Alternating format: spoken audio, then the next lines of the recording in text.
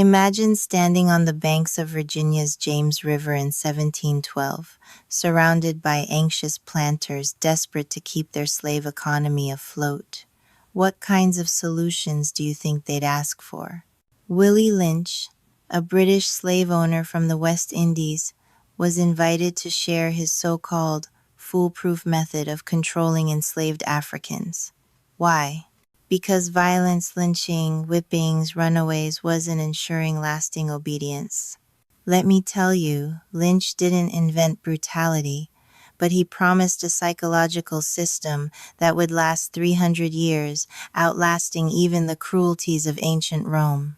Uprisings, crop losses, and lost property threatened every plantation, and fear of retribution was constant. Now, you might be thinking, did these men really believe that control could be engineered? Absolutely. To them, enslaved people were stock like cattle, managed for profit. But what if you could control the mind, not just the body? That was the challenge. We'll explore how Lynch's approach relied on psychological manipulation using division, fear, and engineered distrust as his core technologies of oppression. Let's break down these mechanics. At the heart of the Lynch letter is a sinister formula. Find every difference among the enslaved and inflame it. Ever heard of divide and conquer? This is its textbook application.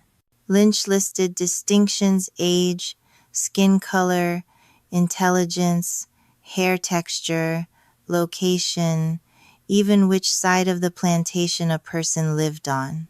The idea was to make these superficial differences into deep-seated divisions. Why envy? Why fear? Because, as Lynch put it, distrust is stronger than trust and envy stronger than adulation. Picture a plantation where light-skinned enslaved people are pitted against dark-skinned, old against young, male against female. Each group's suspicion becomes a tool of surveillance.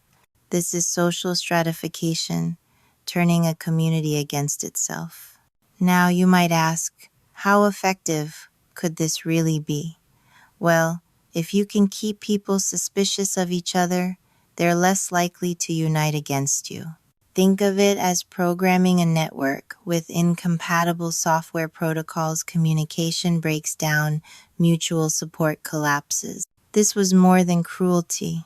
It was psychological warfare, using basic social psychology concepts like in, group divided by out, group bias. The result? An autopilot system of control that could run for generations without constant oversight. Here's a hard truth. The methods Lynch described were about more than obedience. They were about breaking the human will. Keep the body, take the mind. Sound chilling? It should. He compared breaking a human to breaking a horse. Both require altering natural instincts and restructuring dependency. In technical terms, this is behavioral conditioning using trauma, punishment, and isolation to create learned helplessness. Let me tell you a story from the letter. Lynch describes violent public punishments, whipping, mutilation, humiliation in front of family. Why? Because public pain creates psychological scars, not just on the victim, but on every onlooker. This is trauma as a social engineering tool. Now, you might be thinking, isn't this just brutality? Yes, but with a calculated twist, breaking not just bodies, but the potential for collective resistance. The goal wasn't just discipline, but generational trauma, passed from parent to child, becoming self-perpetuating. Resolution? The process wasn't just about immediate results. Lynch's model aimed for intergenerational impact and engineered dependency and fear that would last lifetimes. This is the face of structural oppression, built to endure. What happens when you systematically destroy trust within a family? Lynch's answer: you invert natural roles, creating lasting dysfunction. Think about the technical term role reversal, where the expected caregiver becomes dependent and vice versa. He targeted the mother, the female slave, because she shaped the next generation. By traumatizing her, isolating her from male support, she became frozen in psychological independence, forced to raise her children to be emotionally guarded or submissive. Let me paint a picture. Boys raised to be physically strong but mentally dependent, never challenging authority. Girls taught to be independent but also negotiable and isolated.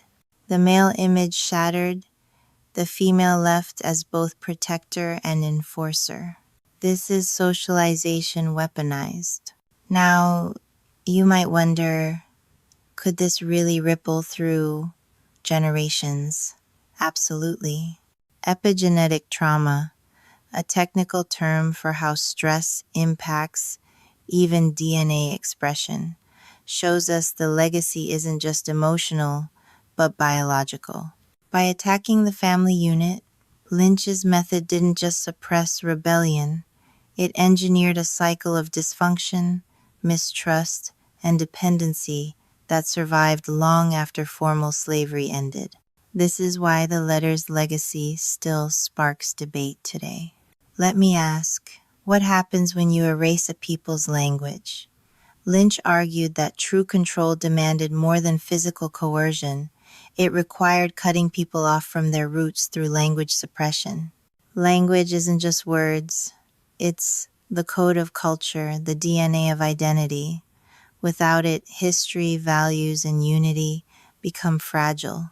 Lynch warned planters, if slaves could master your language, they'd soon see through your lies, and the entire system would unravel.